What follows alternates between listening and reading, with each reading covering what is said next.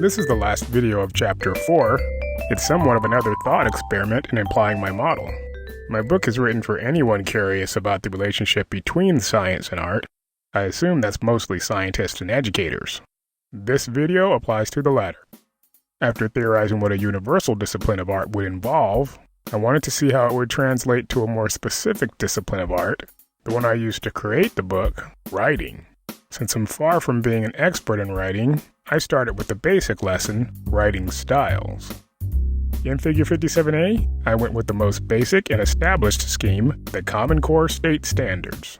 Appendix A lists 3 styles: informational, explanatory, argument, and narrative.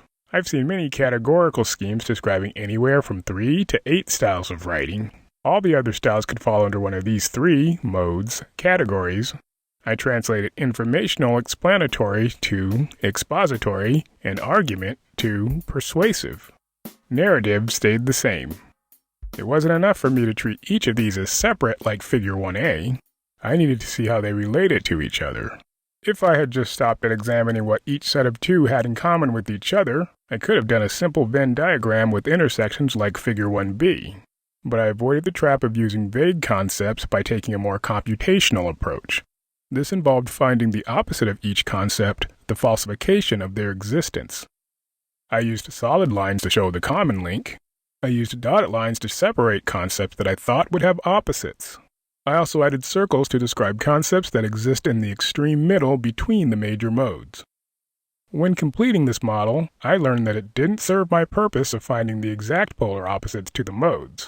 The features weren't computational enough to make crisp distinctions.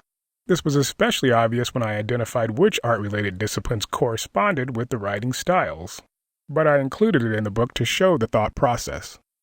Knowing that computational opposites couldn't be found, I decided to translate the styles to core disciplines in Figure 57b. The result is a model that used subsets like Figure 1d. It coincides with the disciplines used in Figure 32. This is the closest I could come to identifying the styles using SOA elements. Just like Figure 32, I explored what was unique about each set, specifically within the context of writing. All the objective features fit neatly under the expository mode, mostly dependent on technology to gather facts. The opposites of these features are the absence of the features, even if there's no designated words to describe the opposites. That's Figure 57, a couple of figures that might be of some use other than their original intent. It may be a small piece of the puzzle for developing abstract thought in machines. At minimum, it provides extra contrast to the writing styles. The next 3 videos from Chapter 5 are just as extra, but hopefully interesting. Their main purpose is to add clarity to the static versions. I hope you are looking forward to them. Please leave feedback in the comments. Thanks for watching.